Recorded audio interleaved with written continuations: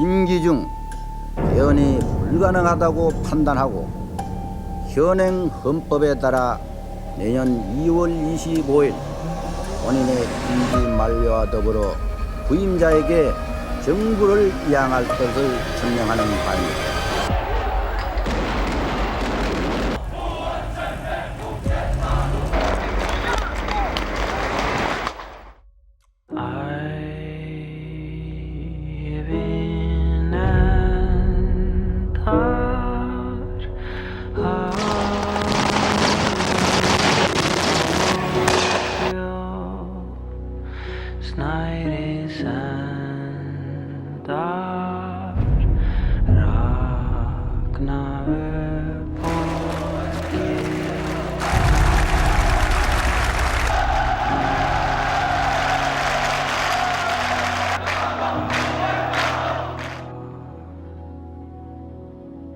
그러니까 이게 시민들이 데모하는 거는 좀 겁이 나고 무섭지만 억울하게 죽은 청년을 위해서 길 가다가 멈춰서서 묵는다.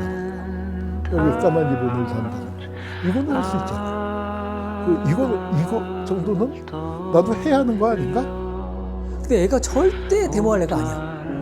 그 운동권 애도 아니고 그런 의식이 없는 애들인데 걔네들이 책 들고 가방 들고 거리를 나와서 같이 데모를 하고 있더라고요. 그래서 야 이거 진짜 바뀌겠는데 이런 생각을 했었죠. 사회적 혼란을 극복하고 국민적 화해를 이룩하기 위하여는 대통령 직선제를 택하지 않을 수 없다는 직선제 개헌 쟁취라는 최소한의 목표를 향한 최대 연합의 성격이 국민운동본부였고요. 거기에 국민들이 호응했고 특별히 넥타이 부대라고 칭하는 중산층 사무직 30, 40대 국민들이 결합해서 우리 민주화 운동사에서 유일한 승리의 기록이죠. 바로 39년 전 오늘 6월 10일 30명 정도가 우리 광화문에 변호사 회관이 있었어요. 거기에 모여서 집회를 하고 그 다음에 광화문으로 플래카드 들고 나갔고 역사상 전무후무한 변호사 단체가 적어도 거리로 나와서 이 민주화 운동에 동참했다. 거기에 한승헌 변호사님이 앞장서시고 큰 지도자였다 이런 말씀을 드리고.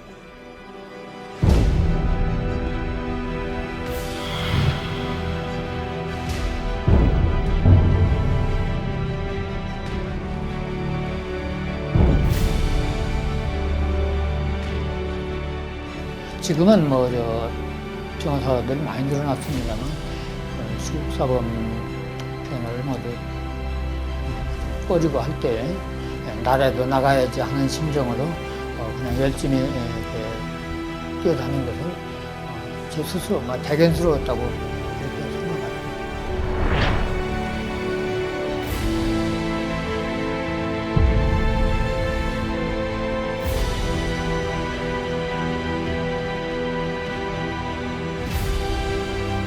그렇게 행동하지 않으면 내 존재가 소멸될 것만 같은 진지하고 강력한 마음의 소리. 아주 적절한 정의라고 생각해요. 그 양심 때문이 아니었을까.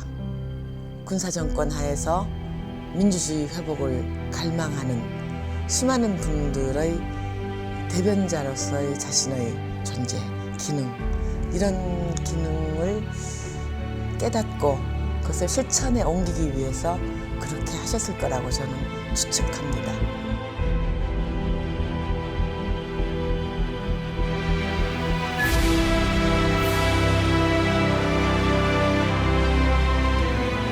모르는 것들이 너무 궁금한 게 많았는데 그것들을 다 가르쳐주지 않으시고 이렇게 세상 떠난 게 너무너무 아쉬웠는데 그래도 고향으로 마지막에 가셔서 고향 땅에서 참 작고하셨다.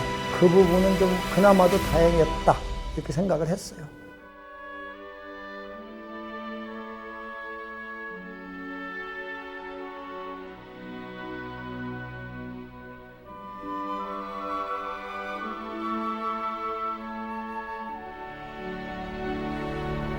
한승헌 변호사님하고 비슷하게라도 보여야 되는데 어떨지 모르겠네요.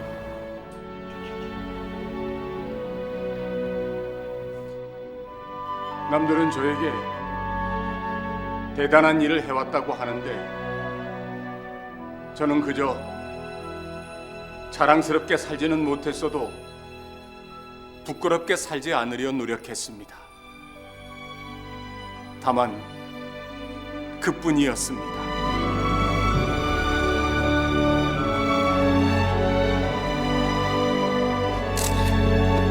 자, 찍습니다. 하나, 둘, 셋.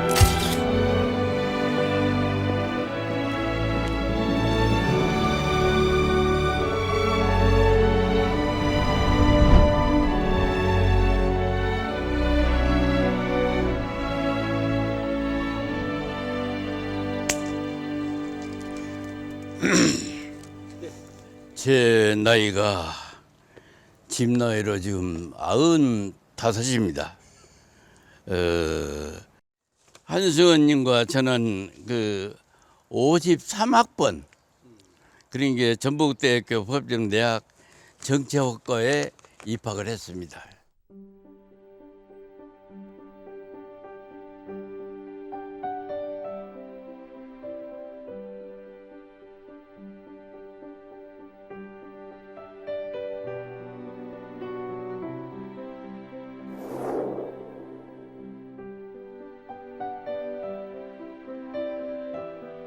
일등으로 들어온 걸로 모두가 다 알고 있어요. 그러니까 뭐 발표할 때 그 성적순을 발표한 건 아니지만은 들은 바에 의하면은 한승원이가 1등으로 들어갔다.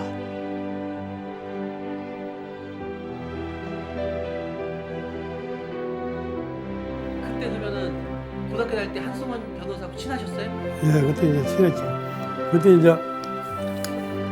한 변호사가 이제 1등을 하고 그 재능이 참 많지 않아요. 왜 이렇게 공부 잘하는 것 같으세요? 원래 타고났어요. 천재요. 한 변호사.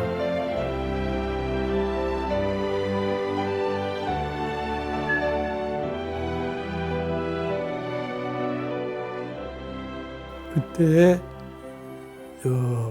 한 변호사 집이 굉장히 가난했어요. 가난해가지고 학교 숙보댁에 와서 얹혀, 숙보댁가 그렇게 넉넉한 집은 아니거든요. 그것도 그 사촌 형제들이 여러 또 학교 다니고 그러니까 그 얹어 다니면서도 고학을 했어요. 그때도. 저는 농촌에서 어려운 가정에 자랐기 때문에 주로 고학을 했어요. 신문 배달해서 무슨 잡지 파는 거, 전주역에 가서 뭐 좌판 메고 뭐 프린트 필경도 하고 이렇게 하면서 젊은 시절을 어떤 낭만이나 그런 게 없이 정말 그 한 시대의 그 혼란 그걸 이제 감당하면서 그러고 살았죠. 내가 한 변호사하고 우리 같이 가자. 그래가지고 같이 사오면서 입학원서 사오면서 한 변호사 끝까지 사왔어요. 사서 가자고. 이제 한 변호사가 두고두고 그 얘기하지만 형편이 못되게 안 갔지요. 그냥 못 가는 셈이지. 예, 공부를 잘하는데 학비를 댈 수가 없어서 자기 어머니가 버스가 오면은 버스 안에 들어가 가지고 무엇을 팔고 그러고 장날이면 시장에 그 입구에서 무엇을 내놓고 팔고 이렇게 하면서까지도 한승원이 공부를 시켰다. 얼마나 어려우면 어머니가 그런 일을 하겠어요.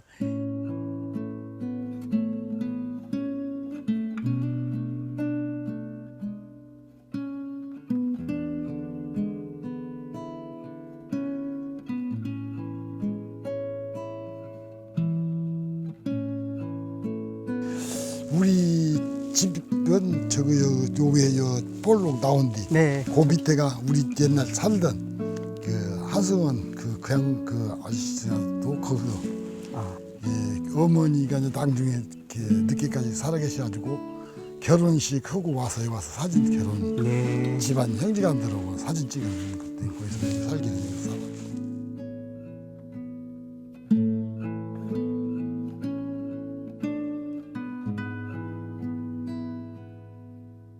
시절에 다 어려웠겠지만 특히 아버지 없이 이제 혼자 그 아들을 키우려 하니까 어머니가 엄청 고생을 많이 하셨지. 이 양반이 어머니에 대한 그 고생을 보답을 하기 위해서라도 꼭 이렇게 하시다가 이제 나 노후에는 서울로 모시고 가시고 서울서 돌아가셨죠.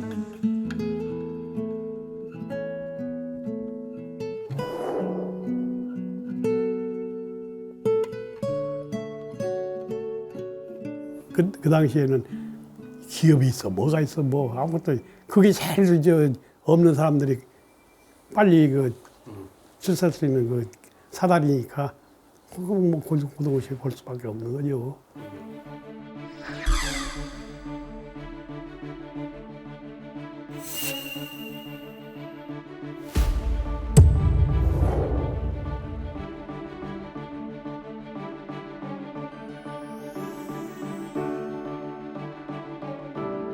(57년도에) 고등고시 사법과에 합격을 했어요. 그게 4학년 때죠. 그런 어려움 속에서도 시간을 내서 공부를 해가지고 참 그 어려운 고등고시에 합격을 했다고 하는 것이 참 장한 일이죠. 당시엔 그 판검사가 된다는 것은 곧 이제 임관을 한다는 거였죠. 그래서 지금과 달리 변호사 자격증을 주는 것이 아니라 곧 판사 검사가 된다는 걸 얘기해서 임관을 의미를 하는데요. 그래서 비는 만큼만 사람을 뽑았다고 합니다.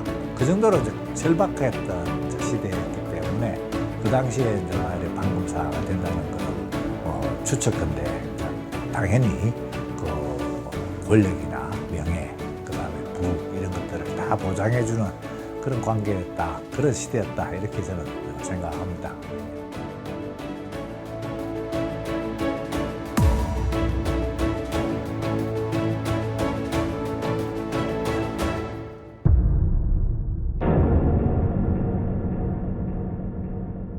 서울중앙지검 검사는 검사들이 제일 가고 싶은 자리잖아요.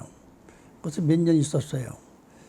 근데 안 되겠다. 나는 이 사법 정의, 이렇게 어려운 사람들 내가 위해서 내가 해야겠다고 서울중앙지검 검사직을 스스로 사퇴하고 나오셔가지고 그 어려운 고등고시를 본 검사가 사표를 냈어. 그러니까 박정희 대통령도 세상에 현직 검사가 무슨 불만이 있어서 사표 내는가 빨리 반려하라고 그랬대. 반려. 그래서 한승원 변호사님이 저는 무슨 박정희 대통령에 불만이 있거나 그래서 사표 낸 게 아니고 해보니까 나하고는 안 맞는다. 적성이 안 맞아. 그래서 사표 내려고 그런 거지 불만이 있어서 하는 게 아니다. 그래서 겨우 사표가 수리됐대요.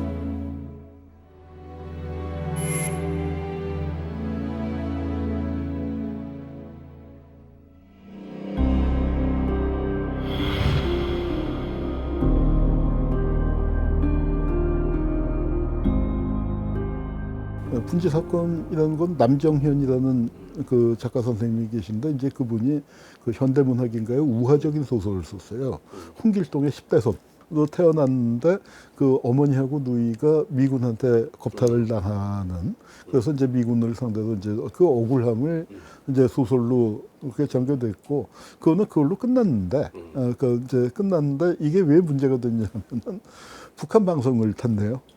북한에서 이제 그 소설 보고 아마 민주조선인가 노동신문인가에서 이제 한번 크게 그 남조선 현실을 해서 다루니까 당국이 발칵 뒤집혀갖고 남정현 작가를 잡아들인 거예요.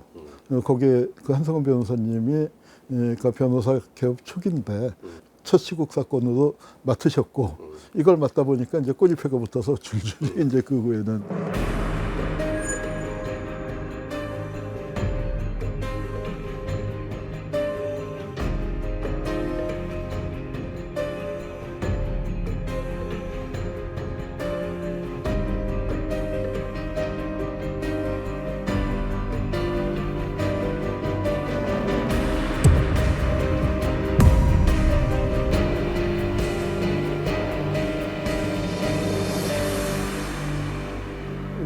정부하고 척을지는 대립을 하는 그런 입장을 취하는 거를 많이 꺼려하는 분들이 많죠. 왜냐하면 이제 여러 가지 큰 사건, 그러니까 이제 그 돈이 되는 사건들이 돈 많은 사람들이 정부하고 불편한 변호사한테 가겠습니까? 안 가니까 이제 그걸 안 하죠. 그래서 젊은 분들 세대에서는 한승훈 변호사님의 거의 좀 그 유일하게.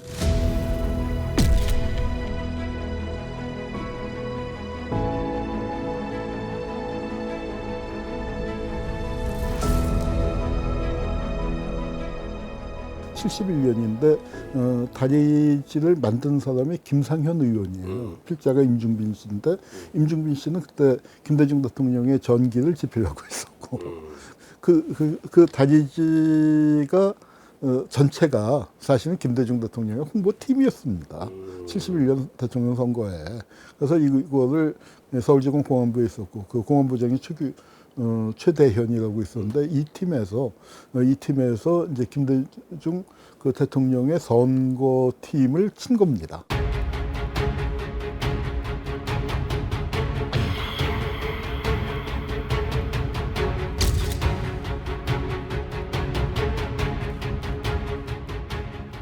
중앙정보부에서 무죄 판결이 나올까 싶어서 그 판사를 계속해서 이렇게 감시를 했다고 하고요.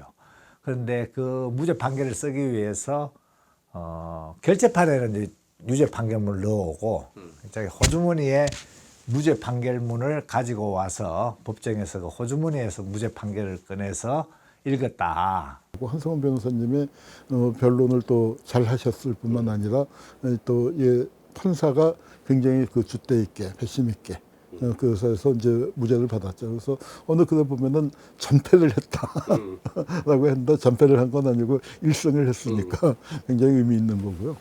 역시 재판에서 판사복도 굉장히 중요해요.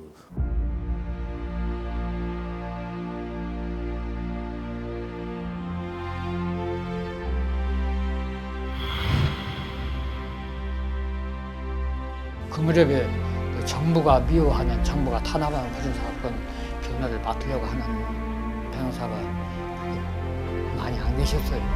그러니까 그냥 나라도 그러면 어떻게 해야지, 이런 어설픈 생각 가지고 이제 법정이나 구치소를 나들었던 겁니다. 참아. 그러니까 어려운 사람들이 와서 도와달라고, 변호해달라고 하는데 차마 어찌 그걸 거절할 수 있겠는가. 법정에서 나는 현실의 부당함을 이야기했지만 나의 목소리는 공허한 메아리였습니다.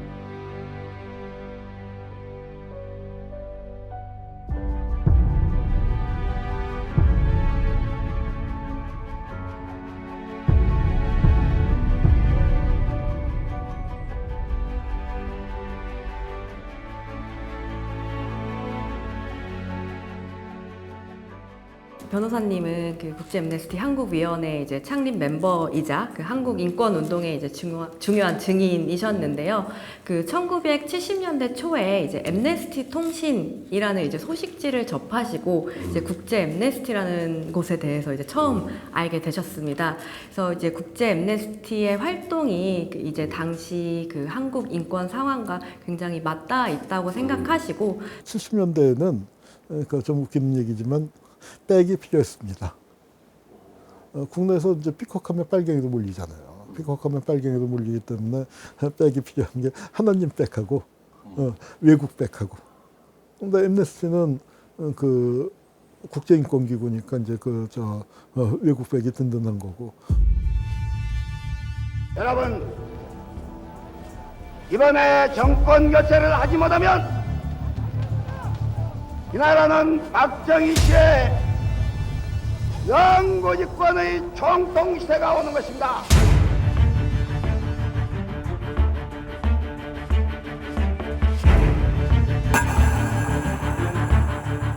71년 선거 때 김대중 후보가 45%까지 차지하게 되니까 상당히 이제 권력에 대해서 위협을 느꼈고, 또 신민당이 그 당시에 개헌 저지선을 확보했어요. 그렇게 되니까 더 이상 여기에 있다가는 권력을 뺏기겠다, 이런 생각 때문에 72년도에 바로 이제 이런 비상계엄 선포하면서 10월 유신을 가지 않습니까? 그 유신헌법은 종신 대통령제예요. 죽을 때까지 대통령 하겠다는 그런 헌법으로 바꾼 거예요. 쿠데타예요. 일종의 쿠데타.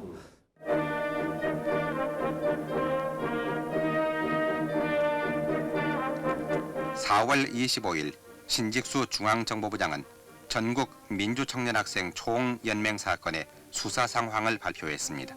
이 유신헌법을 합리화시키기 위해서 학생들이 용공 간첩단들이다 이렇게 잡아다 드렸거든. 근데 이 학생들이 갑자기 간첩이 됐다고 몰아붙이려니까 좀 약하잖아요. 그러니까 우리 배우의 어른들, 이놈들이 진짜 간첩이고 이 사람들이 배우 조종을 받은 사람들이 민청학년 이 청년 학생들이다. 그러니까 완벽하게 조작이 됐었고, 그 여정남 선생 같은 경우는 처음에는 민청학년 사건을 꾸미면서는 상부 지도부는 뭐 이철 유인태 등 그 서울대 그 학생운동권 거기를 했잖아요. 그래서 이제 거기가 전국을 다 지도한 것처럼 꾸밀려니까 여정남을 지도했지. 그러니까 여정남 선배는 우리보다 한참 위인데 우리가 무슨 지도를 하겠습니까? 했더니 이 자식들아, 니들은 서울대고 걔는 지방대 아냐? 뭐 이제 이래가면서 뚜들겨 패서 억지로 짜맞췄다가 어느 날 갑자기 분위기가 바뀌더니 여정남이 너희를 어떻게 지도했어? 그러니까 그때까지는 여정남을 지도했냐고 하다가 그래서 아니 그냥 우리가 알고 지내는 사이인데 그랬더니 여정남이가 인혁당 저걸 받아갖고 너희를 지도한 거 아니야? 그거 어떻게 했어? 그래서 하루 아침에 그게 이제 조서가 바뀌면서 야 이거 뭐 이상한 일이 꾸며지나 보다. 이들 60명 가운데 과거 공산 불법단체인 인민혁명당과 약 20명의 배후 조종자가 스며들어 학생들을 뒤에서 조종한 것이 드러났습니다.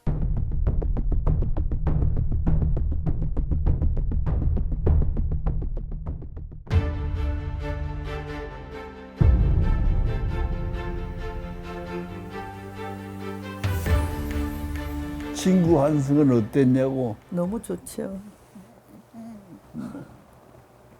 참 좋은 사람이죠. 그때는 그 사람들을 변론하는 사람이 없었어요. 그리고 맡으려고는 안 했고 다 시국 사건을 다 무서워서 변론을 거부하고 안 할 때 한승원만은 했죠.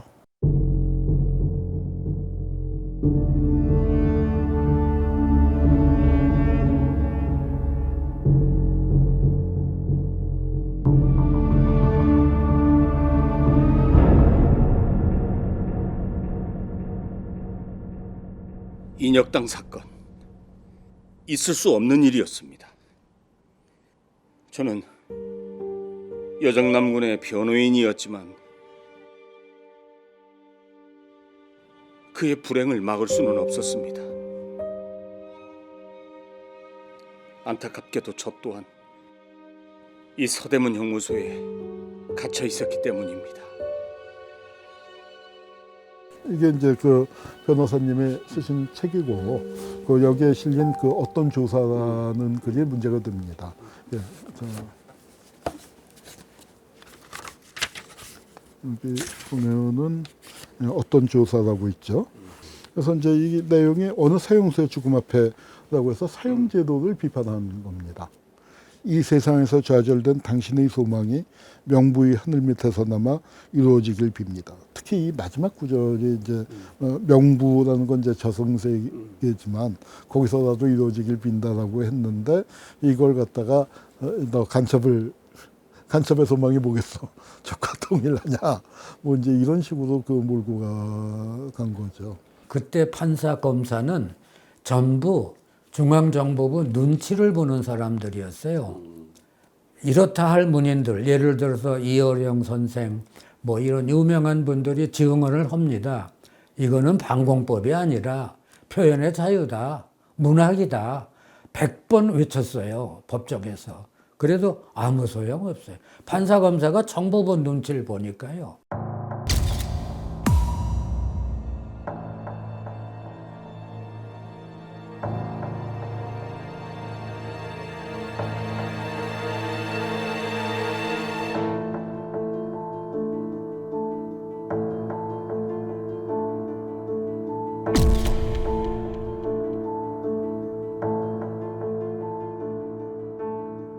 85년도에 방공법 위반으로 가셨을 때 이제 바깥에서 가족들이랑 또 친지들이랑 이제 기다리고 있는데 이제 호송차에서 아버님이 이제 하얀 죄수복을 입고 하얀 요걸 내리시는데 손에 그 포승줄이 말 그대로 포승줄이 파란 거, 시퍼런 거. 그건 굉장히 좀 충격적이더라고요. 예, 파란 그 포승줄에 뭐 이렇게 덮은 것도 아니고 나오시는데 그땐 좀 제가 중학교 때였거든요. 그땐 중학교 2학년 때였어. 막 진짜 좀 울컥했던 기억이 나요. 그리고 이제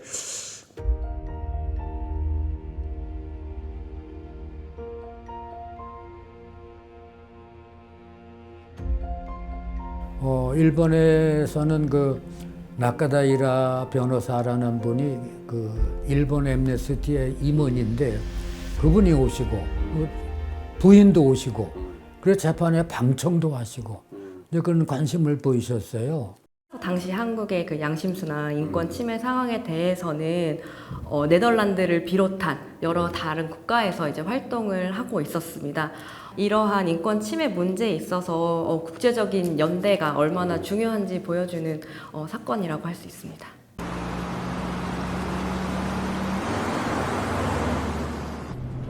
(1975년 4월 8일) 나의 첫 공판일이었습니다.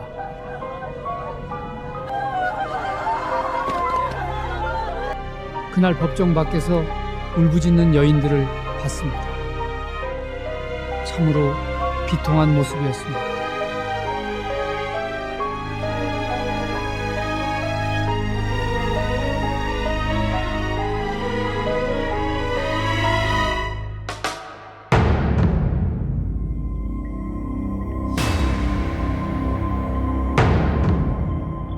어, 4월 9일 그 새벽에 이제 연쇄 살인이죠.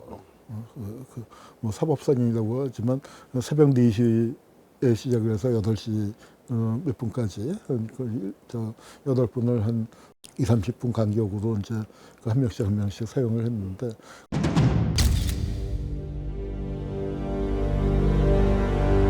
그거는 국제적으로 봐도 정치적인 사건이고 정치적인 사건으로 조작을 해서 뭐 사형을 선고하고 엄포를 주고 하는 것까지는 뭐 왕왕 있지만 이렇게 실제로 죽여버리고 그것도 참 야비한 거죠. 그러니까 왜냐하면 법적인 절차를 밟은 신용을 했잖아요. 법전 어디에도 이게 그 불법은 아니다. 그러면서 하니까 사법제도 자체를 죽여버린 거나 마찬가지인 거죠. 그래서 사법사상 암흑의날이라고 이제 국제법률가협회라는 곳에서 그렇게 명명을 했다고 합니다. 희생된 8명 중 평생 잊지 못할 그 이름 여정남.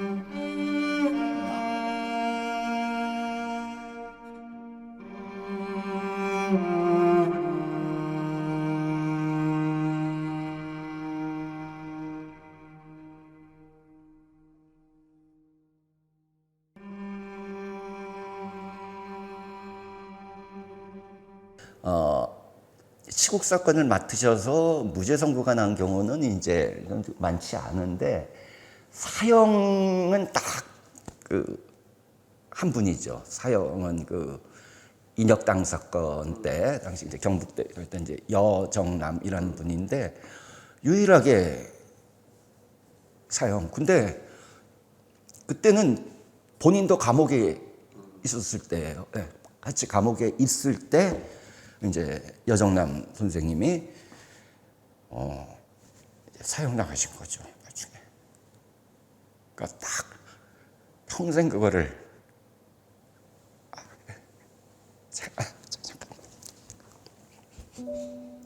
하여튼 평생 그 여정남 마음에 담고 계셨다가 아버님이 이제 4년 전에 4월 이제 20일 날 이제 돌아가셔서 이제 서울 그 성모병원에 모셨는데 둘째 날일 거예요. 이제 어떤 여성분이 오셨는데 그 뭐 분양하시고 하는데 뭐 무슨 인연이 있겠지 했는데 이제 여정남 씨 조카분이라고 고맙다고. 네, 그냥 그때 변호해 주셔서 너무 고맙다고. 사형을 당했는데 그래도 어쨌든 유족들 입장에서는 그래도 그 변호를 맡아준 게 내가 변호한 사람은 다 감옥에 갔다고. 그래서 내가 변호를 안 했었으면 안 죽었거나 감옥에 안 갔을 수 있었는데 그런 말씀을 하셨어요. 그래서 그리고 좀 더 잘했더라면 죽지 않게 할 수 있었을 텐데 한때까 저희 가족들이나 제 생각에는 그렇지 않았었어요. 암만 잘하셨어도 이미 계획된 죽음의 어떤 각본이 있었기 때문에 돌아가실 수밖에 없었던 거예요. 삼촌도 다른 7분들도 그죠. 그리고 미안하다고 자꾸 미안하다고 그러시는데 저희 가족이 한 변호사님한테 고맙고 죄송하죠. 정말 마음 많이 쓰셨거든요. 네. 근데 뵐 때마다 자꾸 미안하다고 그러셔갖고 네, 저희들은 참 죄송하기도 하고. 네.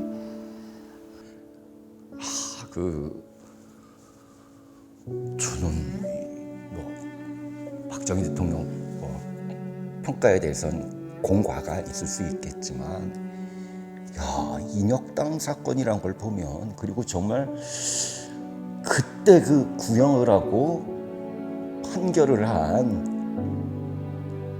이런 법조인들은 정말 자식들 어떻게 보면 살 수 있을까? 남의 자식들을 그렇게 죽여놓고 좀 죄송합니다. 약간 웃겨져가지고.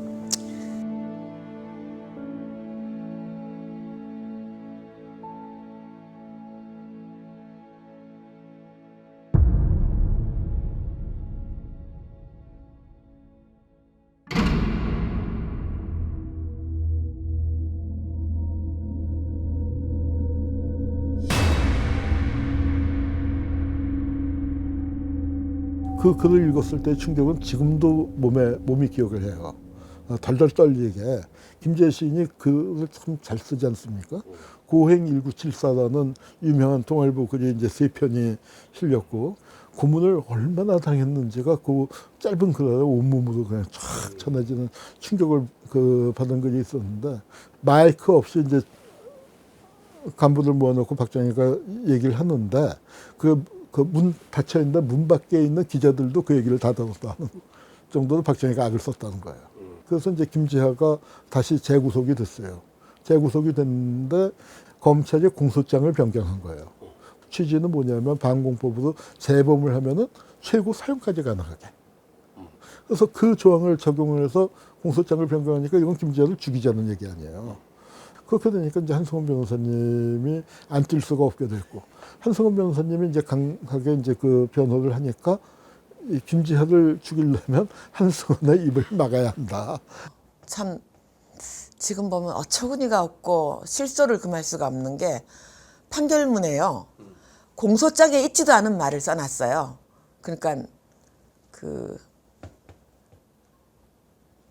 반국가단체를 이롭게 했으므로 반공법 위반이다. 그래서 변호사 자격을 박탈합니다.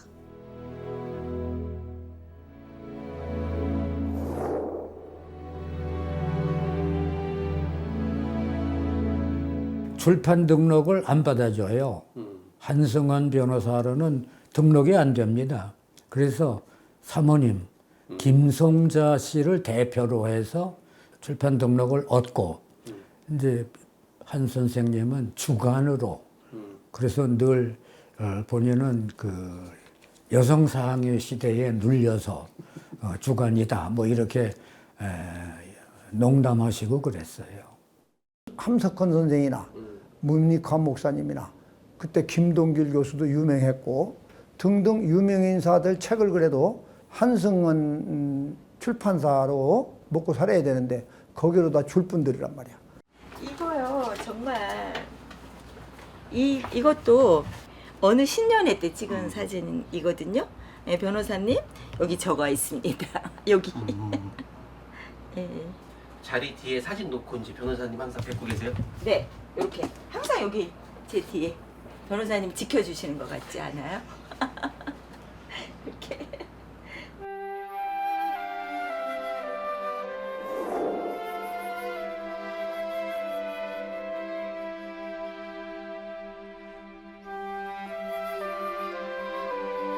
변호사님하고 처음에 어떻게 인연되셨어요? 제가 82년인지 3년인지 하여간 그쯤에 제가 이제 첫 직장이 출판사였어요. 저희가 이제 서대문 어디 2층에 있었는데 이렇게 내려다보면 항상 이렇게 레시바 꽂고 있는 분 있잖아요. 그런 분들이 저분처럼 저렇게 꽂고 있는 분들이 계속 이렇게 왔다 갔다 늘 감시를 받았어요. 변호사님.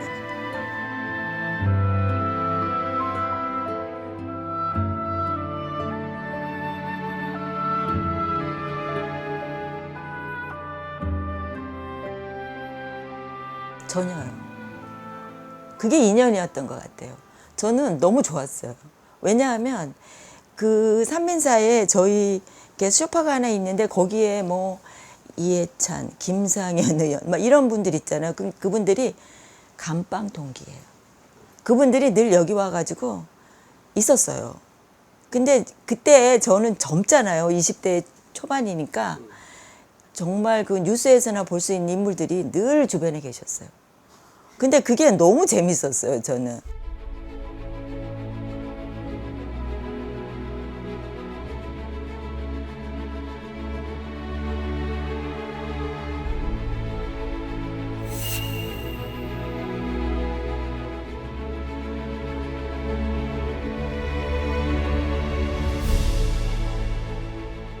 그 당시 그 엠네스티 한국위원회가 중앙정보부에 눈독을 받고 그래서 그때 사무국장 하던 사람도 구속시키고 정보부가 그러니까 매우 거기에 참여하는 그 인사들이 좀 겁을 먹고 그러니까 이제 한 변호사님이 중심이 돼서 지식인 또 이런 분들을 섭외하고 참여시키고 하는 중심 역할을 할 수밖에 없었어요.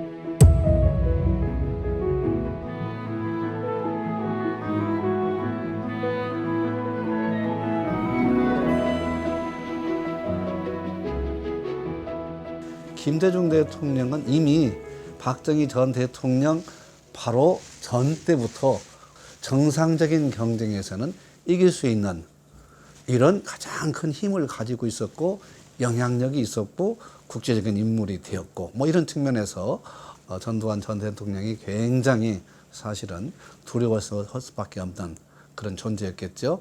거기다가 이제 자기의 권력의 정당화를 위해서는 뭔가 희생양을 만들어야 되겠는데 그게 바로 광주였고 김대중 전 대통령이었다 보실 수 있겠습니다.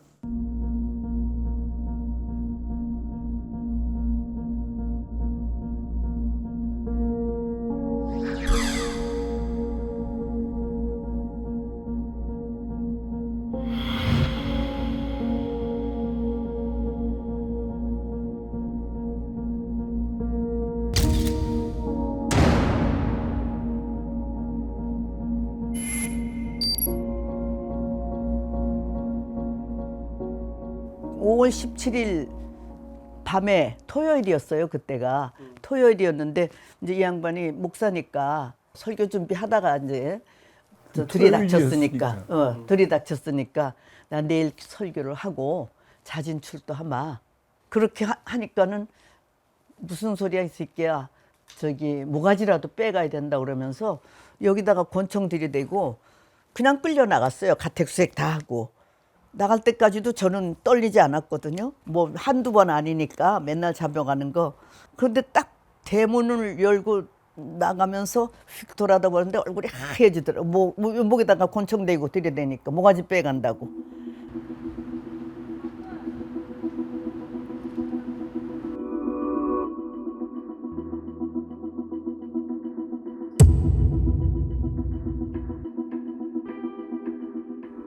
나는 엎드려서 그렇게 큰 두들겨 패놓고 그놈들이 소고기를 사오라고 그러더니 소고기를 이렇게 피멍 듣는데 그게 포를 이렇게 떴어요. 그렇게 가져오더라고요. 그걸 그 상처에다가 붙이고 엎드려서 사흘을 지냈어요.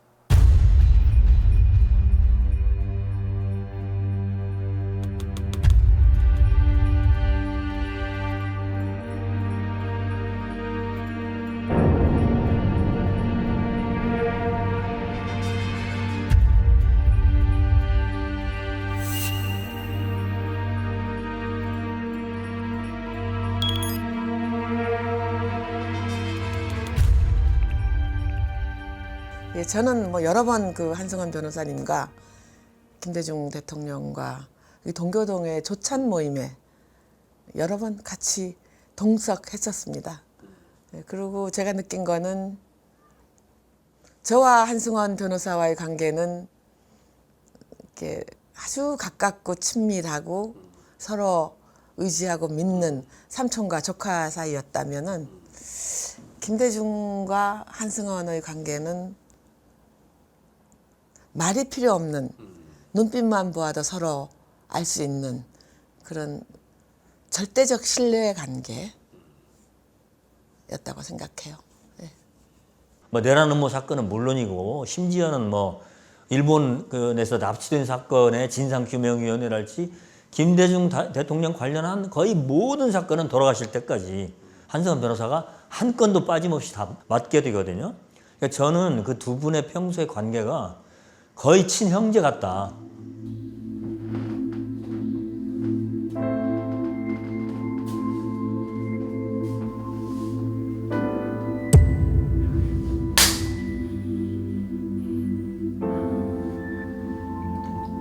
이렇게 허약한 저도 남탄 지하실에서 정말 몽둥이 세례를 위해서 고문을 받았거든요. 근데 이제 그 고문에 못 이겨서 사실 아니야 이게 그냥 그렇다고 이제 시인하냐 뭐 이런 문제인데 그러면 정말로 내가 죽는 것이다 싶어서 저는 한마디도 시인한 적이 없어요.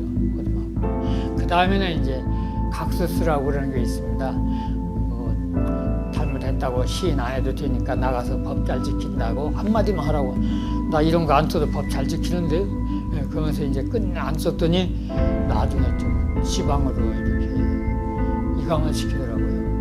그래서 제가 50이 가까워졌을 때 저 소년교도소에 가서도 살았습니다. 당연히 두려웠겠죠, 뭐. 근데 어디서 그렇게 용기가 났을까요? 대단하죠. 글쎄 이제 그게 진실이지. 진실의 힘이라고. 한 변호사라고 그래서 겁이 없는 사람 아닐 거고 겁이 다 있는 사람이지만은 적어도 그 피고인들이 억울하게 당하는 그런 것을 재판정에서 다 폭로하는 그러한 그 변론을 했던 사람이니까.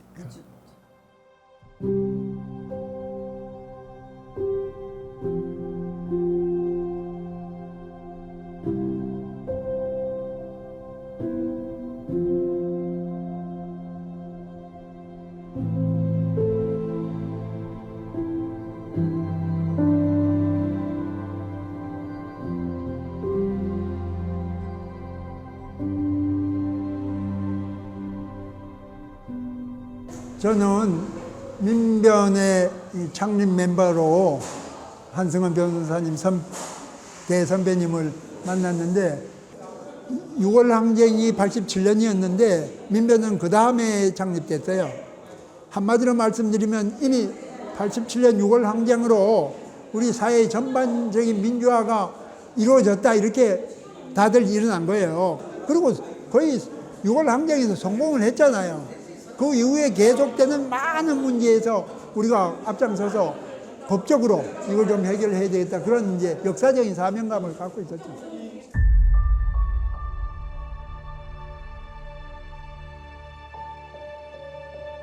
그 한글로 된 글씨 현판이 있거든요. 본부에. 그 글씨도 한승원 변호사님 글씨예요. 민변 그 글씨가 한승원 변호사님이 직접 쓴 글씨예요. 간판을 써주시면서 하셨다는 말씀이 뭐냐? 변호사라는 것은 사서 고생해야 되는 직업이다. 그러니까 잘 먹고 잘 살자고 그런 건 변호사 아니다. 우리는 누구입니까? 한마디로 사서 고생한 사람들입니다. 사서 고생 배운 사람들입니다.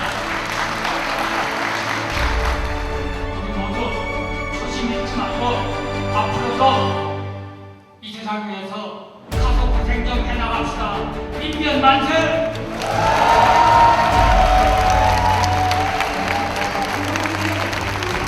한승원 변호사님이 이제 그 DJ 정권에 가서 국회의원을 하셔라 또는 뭐 장관을 하셔라 이런 제안들 또 이제 많이 받으셨는데 다 거절하셨다는 거예요. 김대중 후보는 대통령은 내가 변호사로서 변호를 했던 사람이다. 그러면 이게 상하관계는 아니지만 서로 역할이 다르다. 근데 감사원장은 수락하셨잖아요. 감사원장은 독립적인 존재잖아요. 부하가 아니잖아요. 감사원장, 국회의장 이거 부하가 아니잖아요. 대법원장 부하가 아니잖아요. 네. 그러니까 하신 거죠.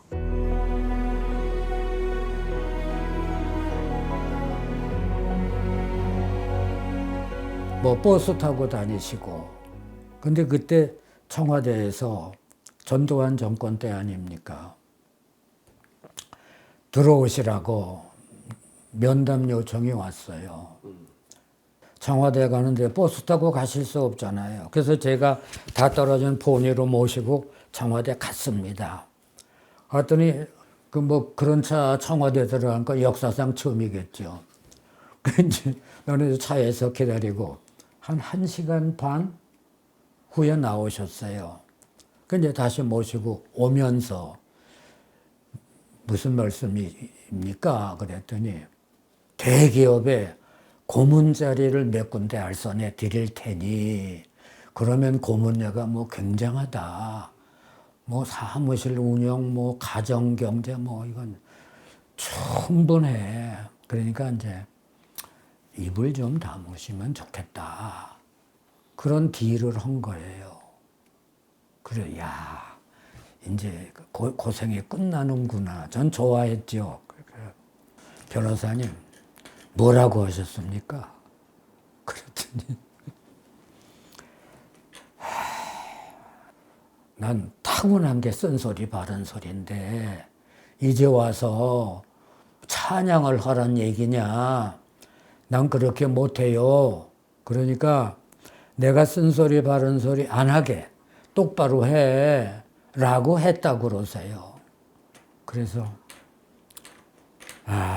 이제 그렇게 됐구나. 이게 이제 우리가 100주년 할 때 세 분 공동대표로 모셨던 분이거든.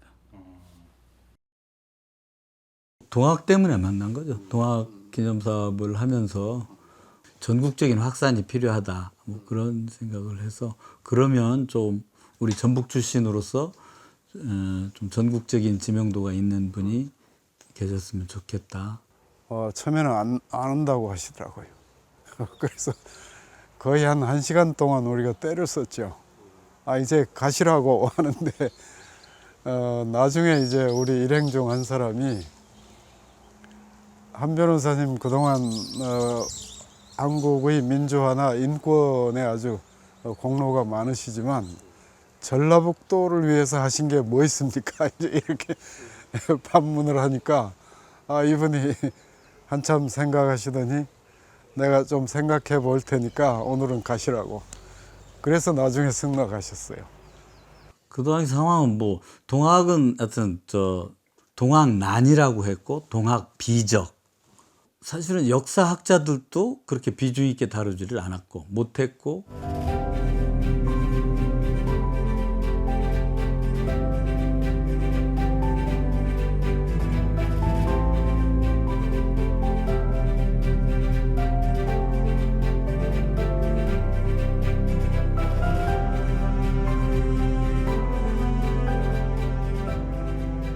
홋카이도 대학의 교수 한 분이 변호사님한테 연락을 하신 거예요. 95년에 대학 연구실 자료실에 보니까 동학당 수괴라고 써 있는 두개골이 있다. 1906년에 진도에서 그들이 탈취해 간 거예요. 일본인의 우월성을 연구하는 과정이었어요. 그래서 마치 독일인들이 게르만 민족의 우월성을 인정하는 연구를 했듯이 일본도 그런 연구를 한 거예요.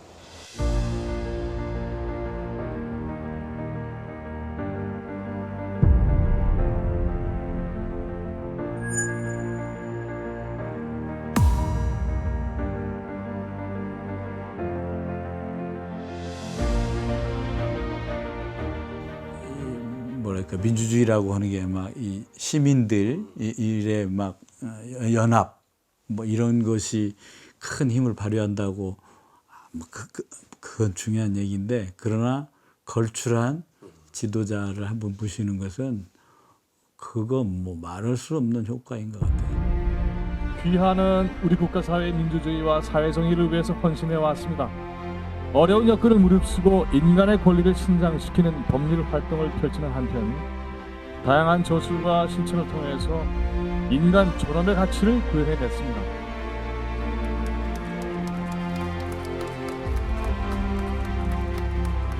정말 박봉에 그래도 왜 그랬는지 모르겠어요. 너무 아무렇지도 않았어요. 아무렇지도 않았어요. 그게 일종의 내가 그 핍박받는 우리 변호사님 옆에서 이런 일을 할 수 있다는 것만 제가 어떻게 이상하게 자부심이 느껴졌던 것 같아요. 그러니까 그 긴 거의 20대를 거의 거기서 보냈는데 다 유죄를 받더라도 그래도 한승현 변호사님을 찾고 변론이라도 좀 받아야 이 피고인들이 위로를 받고 살 수 있으니까 그런 거죠. 경찰의 판결을 알면서도 늘 변호사님을 찾았다. 한승은 천성이 고지시킨 사람. 천성이 고지시킨 사람. 거짓을 말할 수가 없는 사람.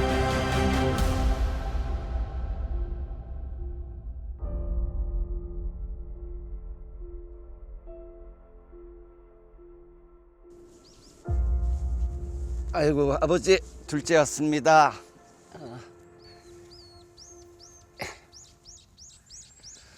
그리고 이따가 사진 찍어서 엄마한테 어머니한테 아버지 뵙고 왔다고 그렇게 보내드릴게요.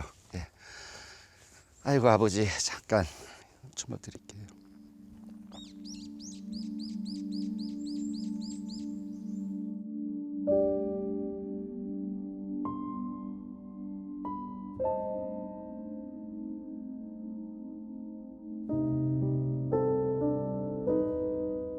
뒷면에 이제 보면은 자랑스럽게 살지는 못하더라도 부끄럽게 살지는 않겠습니다. 줄이면은 부끄럽게 살지 말라는 거거든요. 단순한 이야기 같은데 정말 어려워요. 부끄럽지 않게 산다는 게 살면서 하루에도 몇 번씩 부끄러워야 될 때가 있는데 본인도 이런저런 이제 방송 출연하시거나 뭐 글을 쓰시거나 하면서 요 말씀을 하면서 본인에게도 이것이 내가 살아왔던 또 앞으로도 살아갈 그런 어떤 지침, 방향, 뜻 이렇게 생각하신 게 아닌가 싶어요. 그냥 자연스럽게 가훈이 돼 버렸습니다.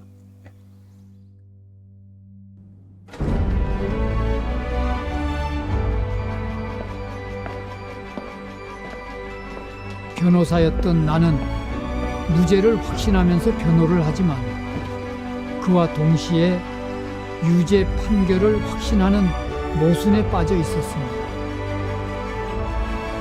다만 장기적으로 보면 우리가 이긴 것입니다.